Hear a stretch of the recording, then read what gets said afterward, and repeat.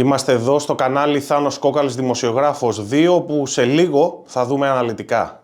Απειλή Ρωσίας για Μητσοτάκη η Ελλάδα και μήνυμα Τραμπ.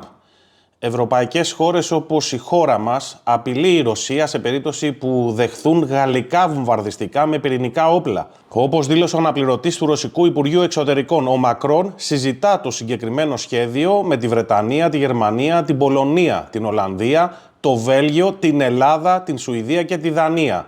Προφανώς ο στρατός μας θα αναγκαστεί να παρακολουθεί στενά το θέμα. Όποια χώρα αποδεχθεί κάτι τέτοιο θα καταστεί αυτόν στόχο επιθέσεων από τις ρωσικές ένοπλες δυνάμεις σε περίπτωση μιας σύγκρουσης, προειδοποίησε ο Αλεξάνδερ Γκρουσκό.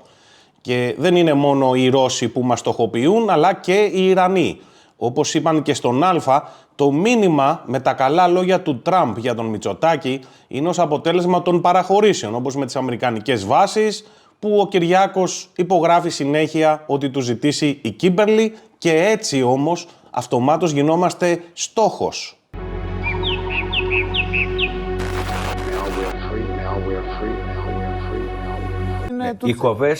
Η Κοβέση από τη μια χάλασε, τσαλάκωσε την εικόνα της κυβέρνησης.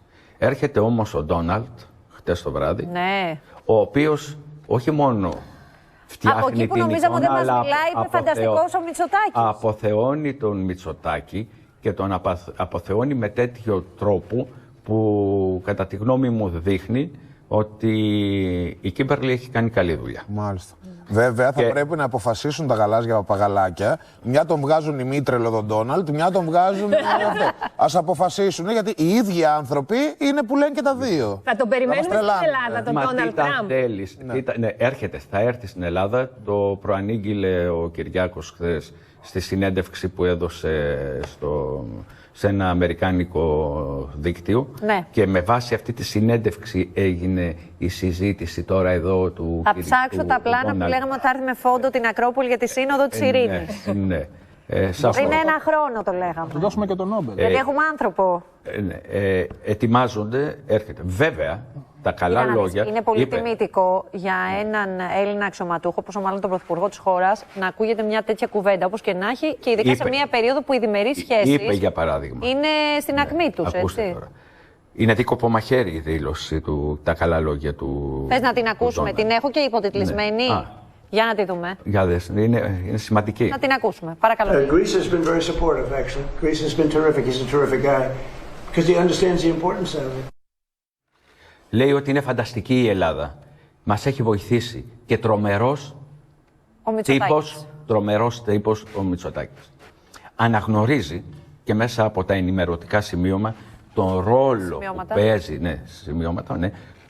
το ρόλο που παίζει η Ελλάδα για τον έκτο στόλο, για τις αμερικανικές δυνάμεις.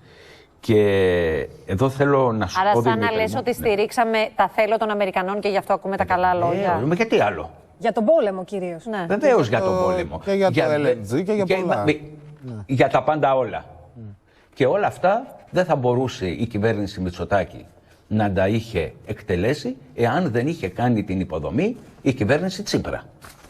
12 βάσεις, Δημήτρη μου, έφτιαξε ο άλλος. Αλλά η κυβέρνηση Τσίπρα βέβαια έκανε και άλλες υποδομές, όπως μια υπερσύγχρονη μονάδα για παραγωγή ρεύματος από λιγνίτη, την οποία τώρα προσπαθούν να καταστρέψουν για να πουλάμε LNG αμερικάνικο. Κατάλαβες. Δεν είναι για να πουλάς αμερικάνικο. Είναι να αγοράζουμε, όχι να πουλάμε.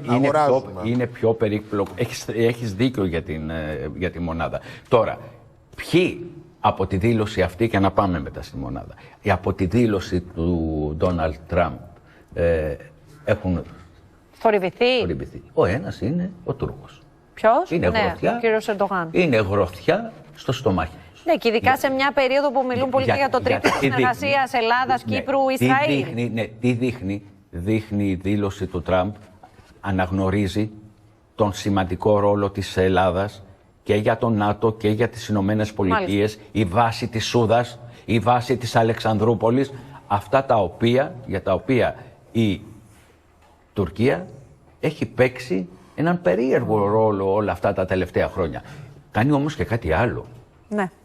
Στοχοποιεί την Ελλάδα στην Τεχεράνη. Η Τεχεράνη τι έχει πει? Ότι όποιος συνεργάζεται με τους Αμερικανούς είναι δικός μου εχθρός. Τώρα, Και γιατί έχουν σημασία όλα αυτά? Έχουν διότι η αστάθεια στην ευρύτερη περιοχή θα συνεχιστεί για πολλά χρόνια ακόμη.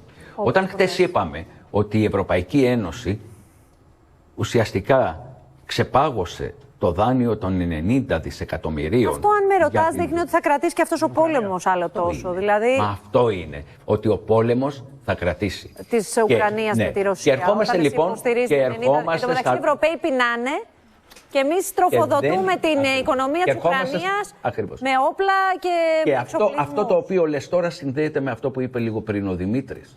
Ότι πεινάνε, κρυώνουν και πεινάνε γιατί δεν έχουν καύσιμο. Μάλιστα. Δεν έχουν ενέργεια. Βγαίνει ο Τζίτζι, ο δικός μας, ο Τζίτζι Κώστας, που είναι ο αρμόδιος κομισάριος στη Βουλή για τις μεταφορές. Και λέει, καύσιμο για τις αερομεταφορές έχουμε μέχρι αρχές του καλοκαιριού. Όπα, τι θα γίνει? Με τη Ρωσία η Ευρώπη ουσιαστικά... Συγγνώμη, γελάω γιατί η πάτσα μπερδεύεται στη φούστα μου και παίζει. Η Ευρώπη διατηρεί τον πόλεμο με τη Ρωσία. Τι θα γίνει? Άστα, δύσκολα. Θα τα πούμε από Δευτέρα. Και η κυβέρνηση χθες ανακοίνωσε ότι κλείνει οριστικά το Λεμαΐδα 4, τη μονάδα. Μάλιστα. Όταν η Γερμανία και η Πολωνία... ναι, όχι, ανοίγουν και άλλες μονάδες. Φτάσαμε στο τέλος και για σήμερα. Αν θέλεις να λαμβάνεις αυτόματες ειδοποιήσεις για όλα τα νέα βίντεο που δημοσιεύονται, θα πρέπει να κάνεις εγγραφή και να πατήσεις το καμπανάκι με την ένδειξη όλες οι ειδοποιήσεις. Αν έχεις γραφτεί, είναι πάρα πολύ σημαντικό να ελέγξεις αν παραμένεις εγγεγραμμένος. Καθώς για κάποιο άγνωστο λόγο αφαιρούν εγγραφές. Αυτά λοιπόν και για σήμερα. Μια καλή συνέχεια. Γεια χαρά. Now we're free.